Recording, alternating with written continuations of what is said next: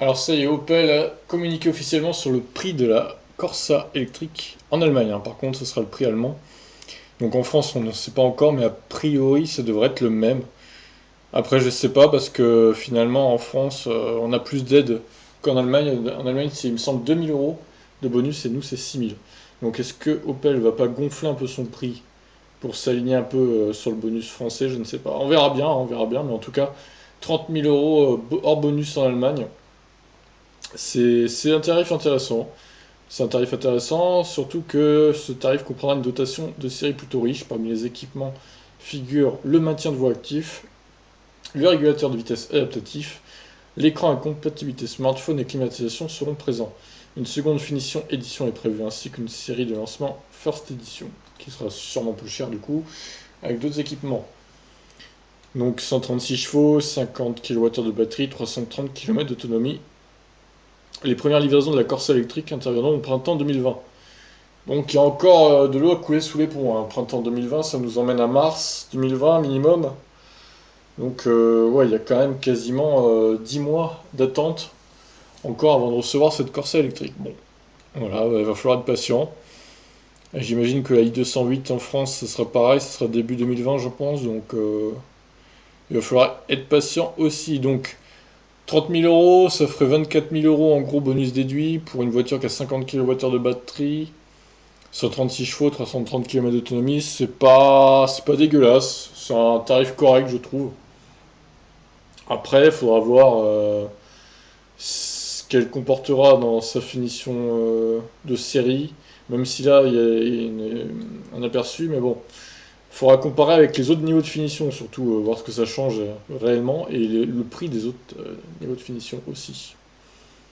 Alors, il nous indique aussi sur l'article Automobile Propre, en 2020, le Moka ira également se doter d'une variante 100% électrique, le iMoka donc, comme le cousin Peugeot i2008. Il reprendra le moteur et la batterie de la Corsa électrique. Bon, voilà, c'est une bonne nouvelle tout ça, des voitures qui s'électrifient là, c'est pas mal, hein. 2020, il va y avoir pas mal d'offres hein, sur le marché de l'électrique, et ça c'est une bonne nouvelle, clairement. Alors la ID3 en ligne de mire, oui, bah, 30 000 euros, hein, la ID3, qui aura 48 kWh de batterie à peu près, donc à peu près la même autonomie à quelques dizaines de kilomètres près, je pense à 10-15 km, ça sera la même chose, hein, clairement. Donc voilà. On va regarder quelques photos de cette belle Opel Corsa. Alors, on a même des photos de l'intérieur, enfin des entrailles de la voiture, hein. Ça, c'est Monsieur Opel, je pense. On a toujours des photos très belles, hein, très mises en scène. Les jantes sont plutôt jolies. L'intérieur, donc. Et les entrailles de la voiture avec la batterie dans le plancher, hein, comme d'habitude. Avec les câbles qui partent de la prise de recharge pour rejoindre la batterie. Ah ouais, il n'y a pas énormément de trucs hein, quand on regarde bien, finalement. C'est surtout que c'est lourd en fait. C'est pas que c'est encombrant, c'est lourd surtout. Ça rajoute du poids à la voiture. Bon bah voilà, cette Opel Corsa me paraît bien sympathique. Bon, bah, va falloir attendre un peu hein, pour la recevoir, encore une dizaine de mois, mais bon, ça va venir, ça va venir. Alors moi, ce que je me demande, c'est est-ce que la i208 aura un équipement pareil au lancement? Et bah, j'espère que ce sera le cas, hein, genre maintien dans la voie, régulateur adaptatif, tout ça, ça serait bien.